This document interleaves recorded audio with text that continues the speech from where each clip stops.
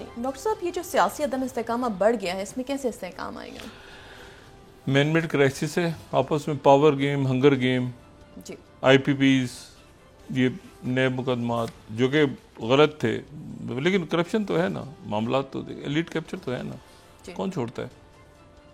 तो वो उसकी लड़ाई है, बाकी तो लोग पिस रहे हैं बीच में, दरमियान में। लेकिन मैंने आपसे कहा ना, ये नहीं चल पा रहा, खुद ही चले जाना चाहिए। जब एक चीज़ ना चले ना तो खुद उसको, लेकिन बहरहाल यहाँ तो ये रवायत नहीं है।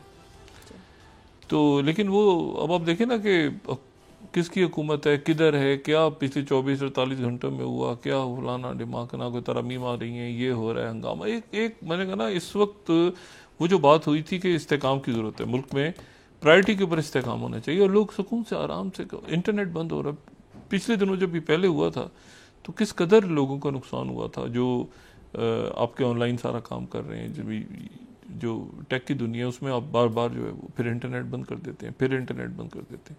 तो ये मेरा नहीं ख्याल कि ये इनसे चल पा रहा है। देखें अब ये क्या करते हैं बैठ के। लेकिन ये कि रियासत का नुकसान हो रहा है इनकी गैर संजीदगी की वजह से, और उसमें जो है वो और हसास मामला अब चूँकि आ रहे हैं दरमियान में, तो मेरा ख्याल है कि वो भी बलोचिस्तान के हालात आप देखें ना, कैसे पहले जो वहाँ दहशत गर्दी हुई है, बाकी अब पूरी दुनिया में इस वक्त आग सी लगी हुई है। उस वक्त तो आप इतनी गैर संजीदगी अफोर्ड ही नहीं कर सकते। अच्छा, अब इसमें यह है कि ये जो मैं आपसे बात कह रहा था ना, कि ये फैल रहा है मसला, ये इसका समेट ये एक तरफ नहीं है, ठीक है। ईरान जो है वो उसके ऊपर अटैक होता है नहीं होता, होता है नहीं होता, इसमें कहीं रशिया मौजूद है। रशिया तो है ना बीच में। देखिए बशारुल असद जो हैं, वो बशारुल असद को तो रशिया ने, और रशियन बेसिस मौजूद हैं मशरिक वस्ता में। रशियन बेसिस इतनी ज़्यादा होना कि जो तकरीबन उनकी बेसिस जो हैं वो, यानी अमेरिकन बेसिस अपनी जगह है, रशियन बेसिस मौजूद हैं प्रॉपर। ये भी नहीं कि वो वैगनर ग्रुप आप कहेंगे, नहीं, प्रॉपर बेसिस मौजूद हैं। अब इशू ये है कि वो उन बेसिस की मौजूदगी में तो रशिया तो चाहेगा ना कि भाई एक मिनट, ज़रा कोई हमारे इधर उधर बेस वेस हिट हो जाए, कुछ हो जाए, ज़रा तो मौका मिले हमें, हम अपना हिस्सा डालें बीच में। और ये पूरा का पूरा रशिया के साथ चाइना है, और चाइना के साथ नॉर्थ कोरिया, और नॉर्थ कोरिया के साथ ये पूरे। अब उसमें जो पहले भी मैं बात कह रहा था कि कई मुल्क ऐसे हैं जो चाहते हैं कि हम जाएं अमेरिका के, लेकिन फिर रुक जाते हैं, क्योंकि मसला ये है कि वो आगे, अभी तो अमेरिका है लेकिन आगे कहीं ब्रिक्स, आगे कहीं एससीओ, आगे कहीं ये जो ब्लॉक हैं, और एक ठप्पा हमारे ऊपर लग जाए कि हम एक तरफ चले गए हैं तो ग्लोबल साउथ तो निकल गया हाथ से। ग्लोबल साउथ तो सारा का सारा और पूरा यूरोप। मैंने आपसे कहा ना कि वो ये लेबनान वाली वाक़े के बाद ना, जो लेबनान में इस वक्त हो रहा है, अब देखिए ना, सैयद हसन नसरुल्लाह शहीद हो गए। अब मुझे बताएं कि मरकज़ी बैरूत और शुमाली बैरूत और बाकी जगहों पे जो स्ट्राइक्स हो रही हैं, तो उसका क्या मकसद है? तो बात यह है कि इस जेनोसाइड को अब तो, और बहुत मुश्किल से जो है ना, अमेरिका यहाँ पर, अमेरिका का एक इन्फ्लुएंस रहा है हमेशा, लेकिन वो जो एक होता है ना कि नेतन्याहू ने हमारी बात नहीं सुनी, या हमने जो लेबनान के वजीर ख़ारजा ने बात की कि जी हमें तो गारंटी दी थी उन्होंने, और हमने जाके नबी बैरी ने बात कर ली थी, तो उसके बाद और बॉम्बिंग शुरू, और ये कि हुकूमत गिरा दो, ये कर दो। तो ये नहीं हो पा रहा। ये चीज़ें जो है ना, ये फिर आपका जो इन्फ्लुएंस होता है ना, वो ख़त्म हो जाता है। बार बार आ रहे हैं सेक्रेटरी ब्लिंकन, आ रहे हैं जा रहे हैं, आ रहे हैं जा रहे हैं, सीआई चीफ आ रहे हैं जा रहे हैं, आ रहे हैं जा रहे हैं, आखिर में जी हमसे तो नहीं हुआ। अल्टीमेटली फिर ये होता है कि उस वैक्यूम के अंदर दूसरी पावर्स गेन करती हैं, जगह अपनी स्पेस लेकर आती हैं, और वो फिर कहती हैं अच्छा, और दूसरे जो मुल्क होते हैं वो कहते हैं यार एक मिनट ठहर जाओ, ये तो हमसे वाकई, मैंने आपसे कहा ना, सऊदी अरेबिया, हकीकतन सऊदी अरेबिया जो था वो इसमें टू स्टेट सोल्यूशन पे, जो उनके मोहम्मद बिन सलमान है, वो बहुत संजीदा, इसी तरह से शाह सुलम, इसी तरह से यूएई। अच्छा, यूएई जो क्वाइटली, वो सारा की सारा उसका फोकस था, एक तो जो वहाँ से आ रहे थे हॉस्पिटल्स के अंदर, जो पैलेस्टीनियंस आ रहे थे तो हॉस्पिटल्स में एडमिट हो रहे थे। दूसरा ये कि वो रिकंस्ट्रक्शन आगे कैसे होनी है, मतलब गजा की रिकंस्ट्रक्शन कैसे होनी है, कैसे आगे वो, क्योंकि जाहिर है सारे मुल्कों के पास तो उतना पैसा नहीं है, तो ये, और कतर उसमें डिप्लोमेसी, हर मुल्क अपना अपना, टर्की अपना, सब मुल्क अपना अपना रोल प्ले। अब उसमें यह कि इन्होंने जो बीच में ये किया सारा, कि सबका नाम डाल के, और हसन, तो वो ये हुआ है कि वो लोगों का इत्मीनान के भी ठहर जाओ एक मिनट। तभी ये हुआ है कि सऊदी अरेबिया के जो फॉरेन मिनिस्टर हैं वो कतर गए हैं, जाके मिले हैं ईरान से, ईरान के सदर से, और फिर ईरान के सदर जो हैं वो उनसे, ताकि कोई गलत फहमी, कोई मामला ऐसे ना हो दरमियान में, क्योंकि ये तो हमेशा डिवाइड एंड रूल तो रहा है ना हमेशा, डिवाइड एंड रूल के बगैर तो बात बनती नहीं। तो उसमें यह है कि अब ये कि इसमें सकिन ऑलरेडी हो चुका है रशिया, ये नहीं कि होगा, हो चुका है। अब वो सामने कब आएगा, वो उनके लोग भी चले गए यहाँ पे ईरान में, उनके पास अब कितने वेपन्स हैं कितने नहीं है। हुतीस के ऊपर जो अटैक हो, चाइना का स्टेटमेंट आ गया कि ये हुतीस पे अटैक जो है हालात को, मशरिक़ वस्ता के हालात को मज़ीद ख़राब करेगा। तो बात ये सारी, क्योंकि यहाँ से सारा ऑयल तो जा रहा है चाइना के पास, चाइना के टैंकर जो जा रहे हैं उन पे तो हुतीस अटैक नहीं कर रहे।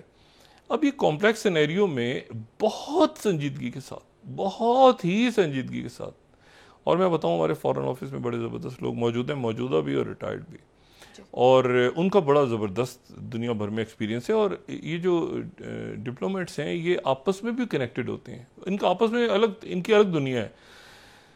जैसे मीडिया की अलग दुनिया है तो फौज की अलग दुनिया है कि जी वो वहाँ से ट्रेनिंग ली थी तो वहाँ से मशकें की थी। इसी तरह से होता है ना कि वो आपके कॉन्ट्रैक्ट्स बनते हैं, इसी तरह से वो नेटवर्किंग, इसी तरह से जो डिप्लोमेट्स हैं उनकी अपनी दुनिया है कि जी आपने उस मुल्क में सर्व किया। तो बड़े आपके ज़बरदस्त डिप्लोमेट्स हैं। वो डिप्लोमेट्स इस वक्त इस वक्त हकीकतन वो फॉरेन ऑफिस के लोग आपके सोच रहे हो ये हो क्या रहा है पाकिस्तान के अंदर भाई।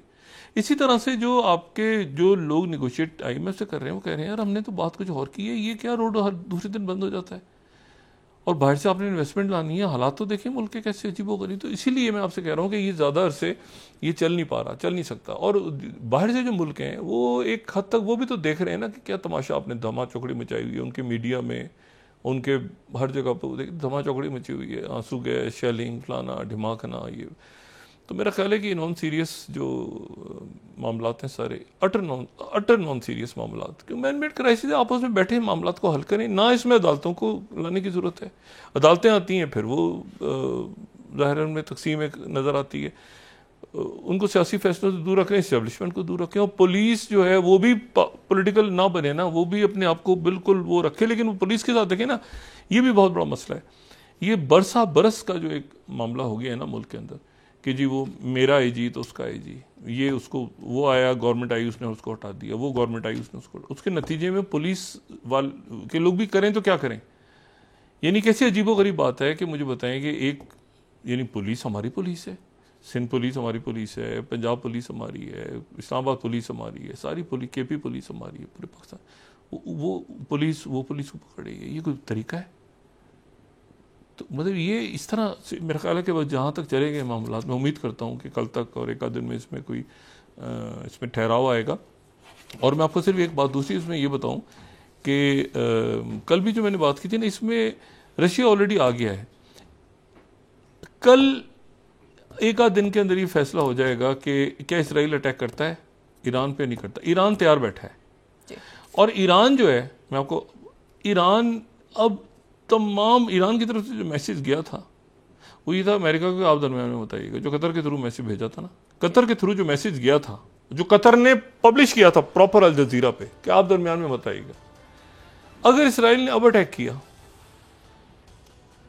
मुझे नहीं पता कि जवाब में ईरान किस तरह रिस्पॉन्ड करेगा। खाली ईरान नहीं होगा, उसके साथ दूसरे मुल्क भी सकिन हो जाएंगे, क्योंकि जो स्ट्रीट है ना, अरब स्ट्रीट या जो मिडिल ईस्ट की स्ट्रीट, जो स्ट्रीट है ना, वो इस वक्त पैलेस्टीनियंस के साथ है।